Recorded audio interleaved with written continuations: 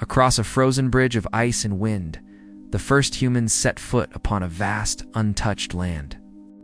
They were hunters and wanderers, Paleo-Indians, following herds of mammoth and bison across endless plains. Their stone-tipped spears carried not just survival, but the spark of civilization. Time itself began to change. As the great glaciers withdrew and the mammoths vanished, the world warmed, and so too did the lives of those who called this continent home. The story now enters a new chapter, an age between wilderness and settlement. This is the Archaic Age, a time of adaptation, invention, and awakening. When the people learned to master the rivers, to gather and store, to trade and travel, to live with the land, not just upon it. Over thousands of years, they would transform from nomadic hunters into the first architects of community, shaping the foundations of every culture that would follow. The ice had melted. The forests had grown. And humanity, for the first time in North America, began to build a home, adapting to the seasons. Life after the ice, 8,000 to 7,000 BC, the glaciers had withdrawn northward. Where ice once pressed heavily upon the land, rivers now shimmered, meandering through forests newly risen. The wind carried warmth, and with it, a quiet abundance, a world transformed. Across this continent, people who had once followed the great herds of mammoth and bison were learning a new way to live. No longer solely hunters of massive beasts, they became observers, gatherers, and planners. The rhythms of life began to align with the turning of seasons, the flowering of plants, migration of birds, the spawning of fish in rivers and lakes. In valleys and floodplains, early archaic groups set up seasonal camps, returning year after year to the same locations. They learned the cycles of rivers, where fish swam at certain months, where turtles laid eggs, where edible roots could be harvested. Life became less a frantic chase and more a dialogue with the land itself. Tools and technology of the early archaic, people refined the lessons of the Paleo-Indian hunters and adapted their tools to new realities. Stone points became smaller, lighter, and more versatile, optimized for hunting deer, rabbits, and waterfowl, rather than mammoths. The otlot, a wooden spear thrower, gave hunters a new range and power, allowing a single hunter to strike from a distance. But innovation went beyond hunting. Grinding stones, manos, and matatas became common for processing seeds and nuts. Early baskets, nets, and woven mats appear in the archaeological record, showing both skill and foresight. They learned to store food for lean months, to preserve meat and seeds, to create a safety net against scarcity. This period marks the first steps toward permanent settlement, tools designed for repeated use in known places rather than constant mobility. Regional variation begins as the climate stabilized, groups adapted to their local environments in unique ways. In the eastern woodlands, forests were rich with deer, bear, and small game. Families built simple shelters, cleared patches of land, and began experimenting with plants that could be gathered or cultivated. They used fire carefully to manage the land, burning undergrowth to encourage new growth and attract game, a technique that would continue for millennia.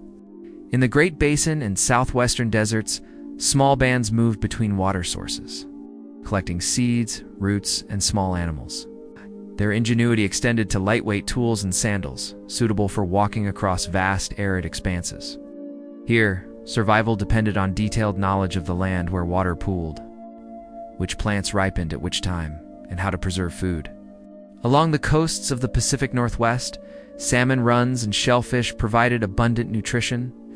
People built fishing weirs, dug out canoes, and developed storage techniques for surplus fish. These communities, closely tied to waterways, laid the foundations for the later complex coastal societies, trade, networks, and the seeds of culture.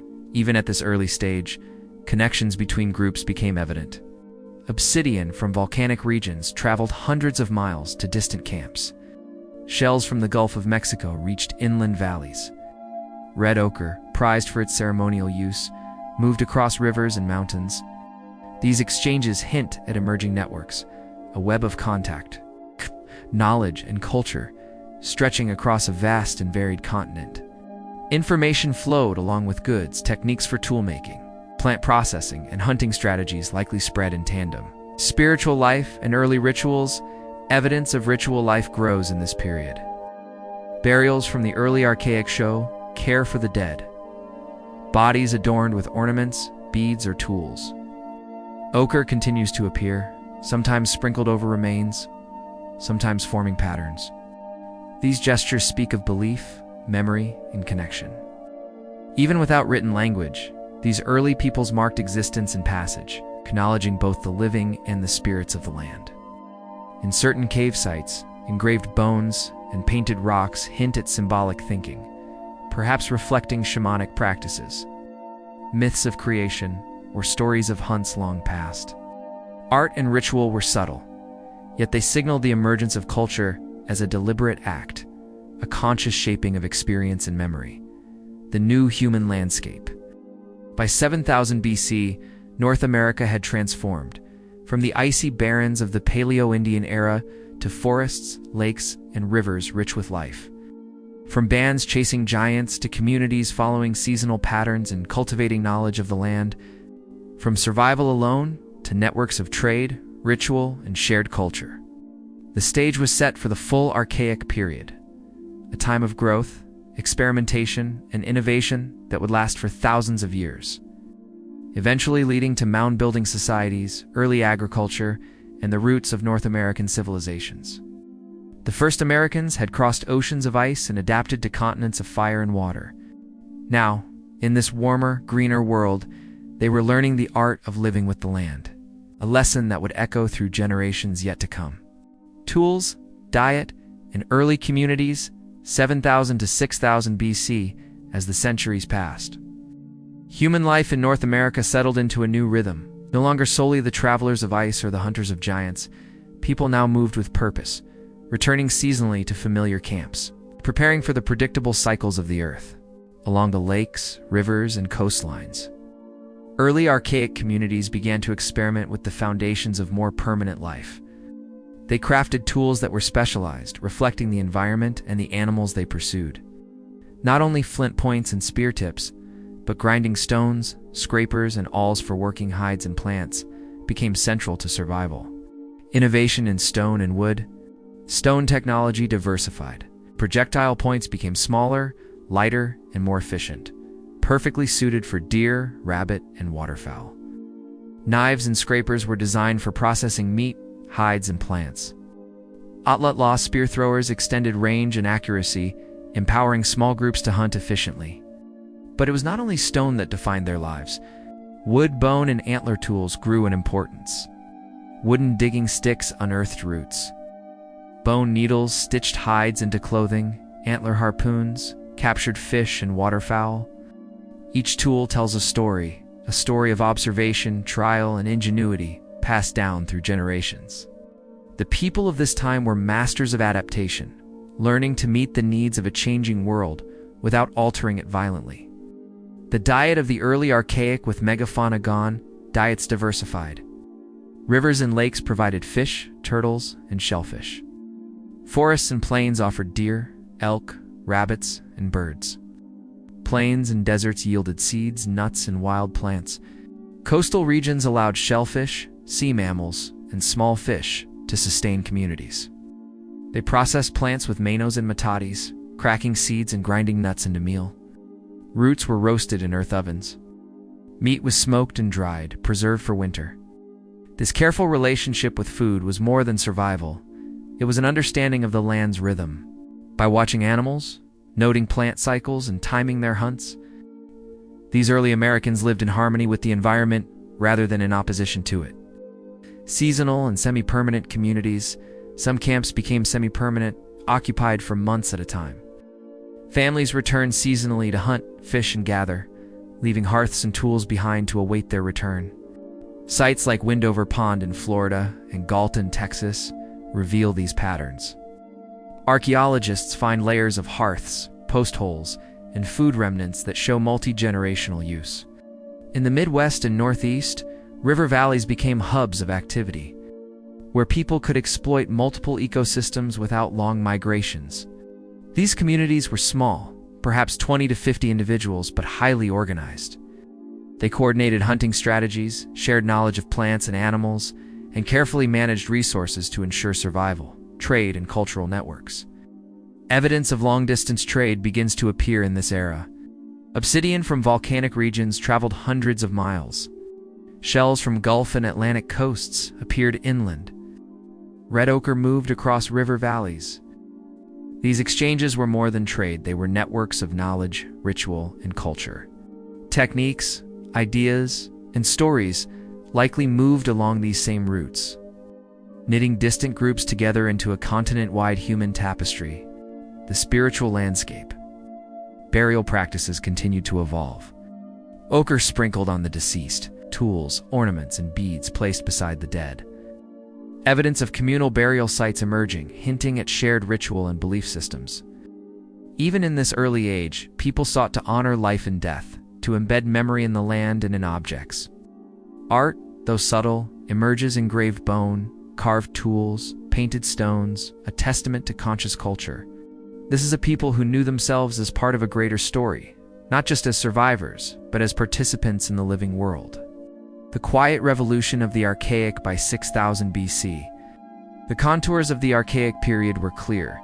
People lived in closer connection to specific regions. Tools and technology were diversified and specialized. Diets included both animals and plants harvested sustainably. Communities were semi-permanent, returning seasonally and planning ahead. Trade and cultural networks were emerging across the continent. Spiritual life, art, and ritual were quietly developing. The Ice Age hunters had transformed into innovators, observers, and stewards of the land. They laid the foundation for the next 1,000 years, a period of growth, experimentation, and regional specialization that would culminate in the rise of fully settled archaic societies, mound builders, and early agriculturalists. By 6000 BC, human communities across North America had adapted remarkably to the post-glacial environment. The early archaic rhythm of life hunting, fishing, gathering, and returning seasonally to familiar camps had solidified. Yet now, these communities were beginning to weave a new tapestry of culture, trade, and ritual. Small, semi-permanent camps were giving way to networks of interaction that spanned hundreds of miles. Trade routes carried obsidian from distant volcanic regions, marine shells from Gulf coasts traveled inland, and red ochre moved along rivers and valleys to mark the lives of the dead. These exchanges were more than practical. They were social lifelines, connecting people across diverse landscapes through shared knowledge, tools, and ceremonial practices. Hunting and gathering techniques continued to refine. In the eastern woodlands, families tracked deer through dense forests and set snares for rabbits and turkeys, while acorns and hickory nuts were gathered and stored for the lean months ahead. In the Great Basin, survival depended on knowledge of desert plants and water sources. With communities moving methodically between valleys and plateaus, along the Pacific coast, salmon runs dictated seasonal activity, and shellfish beds provided abundant, predictable food. The Mississippi and Midwest river valleys became hubs of seasonal activity, where groups could access rich forests, fertile floodplains, and abundant freshwater fish. Across all regions, humans demonstrated an acute understanding of ecological cycles, balancing mobility and permanence in harmony with the land. Ceremonial life became increasingly prominent during this period. Burial practices reflected more deliberate attention to the dead. Some bodies were placed alongside tools, ornaments, and shells, while red ochre was sprinkled over others. Archaeological sites suggest early forms of communal ritual, with mounds, stone alignments, and even small cairns marking significant locations. These spaces were not merely functional. They were imbued with meaning, serving as sites for storytelling, remembrance, and perhaps early cosmological reflection. Engraved bones, carved shells, and painted stones hint at symbolic thought and ritualized expression, suggesting that humans were beginning to see themselves as participants in a larger, interconnected world. Trade networks and ceremonial interactions allowed communities to share ideas as well as material goods. Styles of projectile points, ornaments, and tools show remarkable consistency across distant regions, implying shared cultural norms or symbolic languages.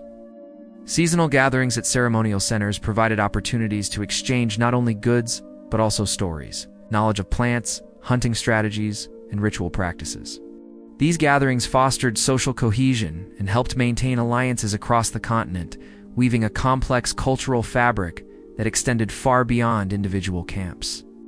By this time, clear regional identities were beginning to emerge. Communities in the eastern woodlands focused on riverine and forest resources, gradually experimenting with plant processing and ritual expression. Groups in the Great Plains coordinated large-scale bison hunts and moved seasonally across grasslands, maintaining connections through trade and ritual gatherings. In the southwest and desert regions, people mastered the sparse landscape, cultivating seeds and developing efficient basketry and storage techniques. Along the Pacific Northwest coast, permanent settlements were supported by abundant marine resources, with communities developing complex social networks and long-distance trade. Each region adapted uniquely to its environment, yet all shared an underlying pattern of observation, innovation, and social connection. Families prepare for the day, hunters inspect their spears and otlots, while gatherers collect nuts and roots. Children watch as elders arrange shells and stones in patterns that tell stories of ancestors and the changing seasons. Across the plains, smoke rises from semi-permanent camps, signaling activity and survival. In forests, ceremonial spaces are quietly maintained, with stones, bones, and pigments arranged with care.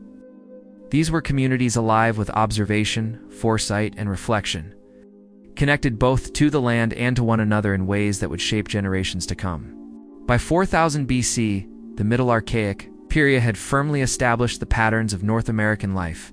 Communities were socially connected across vast distances, diets were diversified and managed, carefully ceremonial spaces were growing in importance, and regional cultures were beginning to take distinctive forms. This period was not marked by grand empires or monumental architecture yet, but by the quiet weaving of human ingenuity, cooperation, and spiritual awareness across the continent. The stage was set for the late Archaic, when populations would expand further. Ceremonial structures would become more complex, and early signs of agricultural experimentation would appear, laying the groundwork for the societies of the woodland period. By 4000 BC, North America had entered what archaeologists call the late Archaic period. Communities that had once followed seasonal rounds were now building increasingly stable, semi-permanent settlements, taking advantage of fertile valleys, rivers, and coastal resources. Human populations were expanding steadily, supported by a rich variety of plant and animal resources. The quiet ingenuity of previous millennia find hunting, fishing, and gathering strategies had matured into a deeper mastery of the land. Across forests, plains, deserts, and coastlines, tools became more specialized. Stone points and blades were meticulously shaped for specific prey. Bone harpoons and antler knives refined for fishing and butchery. Grinding stones and manos were used to process seeds, nuts, and tubers. Mill baskets and woven mats allowed for storage and transport. Earth ovens and pit storage techniques preserved food for future seasons, enabling communities to occupy sites for months and sometimes years at a time. Along rivers and floodplains, ceremonial life became increasingly pronounced. Small mounds and cairns, placed deliberately in the landscape, marked significant spaces where humans gathered for ritual, feasting, and social interaction. Burials were often elaborate, including multiple interments, grave goods, and ochre, suggesting a growing awareness of social differentiation, ancestral memory, and spiritual connection. Artifacts from these sites, engraved bones, carved shells, and geometric stones, reveal symbolic expression, storytelling, and ritual practices that linked individuals to community and landscape alike. Trade and exchange networks flourished. Obsidian from volcanic regions traveled hundreds of miles to distant camps. Marine shells from Gulf coasts appeared far inland, and copper and rare stones circulated across valleys and plains. These exchanges were more than practical. They carried ideas, rituals, and cultural knowledge. Seasonal gatherings allowed communities to share tools, stories, and techniques, strengthening alliances and reinforcing social cohesion across vast distances. In the eastern woodlands, riverine and forest resources were carefully managed, while early experimentation with plant processing set the stage for future horticulture. In the southeast and Mississippi Valley, seasonal aggregation sites supported communal hunting, feasting, and ritual, laying the groundwork for later mound-building societies. The Great Plains saw organized bison hunts and coordination across wide territories, with trade and ceremonial gatherings connecting distant bands. In the arid Southwest, communities experimented with irrigation and seed cultivation, while along the Pacific Northwest coast, permanent settlements developed around abundant marine resources with complex social networks and long-distance trade. Human life during this period was intimately entwined with the landscape. Families tended hearths near rivers, observing the rising of fish and migration of birds, while children learned to track game and identify edible plants. Elders maintained ceremonial spaces, arranging stones, shells, and pigments to honor the dead and the cycles of the seasons. Hunters sharpened spears and otlots for the next day's hunt, while gatherers prepared and stored nuts, seeds, and roots, ensuring survival and stability for the coming months. The late Archaic was a time of quiet revolution. Communities had learned to plan for the long term, to manage resources sustainably, and to express social and spiritual values in the landscape. Trade and ceremonial networks connected distant peoples, establishing cultural continuity and shared identity across regions. Tools and techniques were refined and specialized, and the seeds of horticulture and sedentary life were beginning to emerge. By 2000 BC, North America was poised for even greater transformation. Ceremonial centers would grow in scale. Early agricultural experimentation would expand, and social organization would become increasingly complex. The late Archaic had laid a foundation that would support the flowering of human ingenuity and social sophistication in the woodland period, a world where monumental mounds, permanent villages, and long-distance trade networks would define the continent's cultures. By 2000 BC, the late Archaic period was reaching its final transformative stages. Communities that had mastered hunting, gathering, and fishing for millennia were now exploring new ways to sustain life and to shape the world around them. The first signs of horticulture were emerging, marking a slow but profound shift from purely foraged food to deliberately cultivated crops. Sunflowers, squash, and goosefoot appeared in fields tended by careful hands, complementing the familiar diets of fish, deer, shellfish, and gathered nuts. Food was no longer entirely seasonal or unpredictable. Humans were beginning to engineer stability into the landscape itself. Communities were becoming larger, more organized, and increasingly interconnected. Semi-permanent settlements along rivers and floodplains were occupied for longer periods. And hearths, storage pits, and earth ovens reveal sophisticated planning for long-term habitation. Trade networks carried not only material goods like obsidian, marine shells, and copper, but also ideas, ritual practices, and technological knowledge. Seasonal gatherings became centers of social and spiritual life, where communities shared stories, tools, and techniques, reinforcing social cohesion across vast distances. Ceremonial life during this period grew in complexity. Burials were often elaborate, sometimes involving multiple individuals with carefully arranged grave goods. Ochre and symbolic objects marked these sites, reflecting early ideas of ancestry, ritual, and cosmology. Small mounds and earthworks hinted at the monumental traditions to come, serving as spaces for communal gathering, ritual performance, and the negotiation of social hierarchy. Early ceremonial centers functioned as both spiritual and social hubs, uniting dispersed groups through shared practice, belief, and memory. Technology and craftsmanship continued to advance. Stone points and blades were shaped for particular prey and purposes, while tools made from bone, antler, and shell became increasingly specialized for fishing, sewing, and woodworking. Baskets, woven mats, and cordage facilitated food storage and transport, while early experimentation with pottery began to appear in some regions, marking a shift toward material culture that would flourish in the woodland period. Regional differentiation became more pronounced than ever. In the eastern woodlands, communities were experimenting with plant cultivation alongside hunting and gathering, creating the foundation for future agricultural societies. In the southeast, seasonal aggregation sites supported feasting, hunting, and ritual, strengthening social networks and establishing early mound-building traditions. The Great Plains saw coordinated bison hunts and long-distance exchange connecting widely dispersed groups. In the southwest and arid regions, People refined irrigation, seed cultivation, and storage techniques to survive sparse landscapes. While along the Pacific Northwest coast, permanent settlements exploited abundant marine resources and developed complex social networks.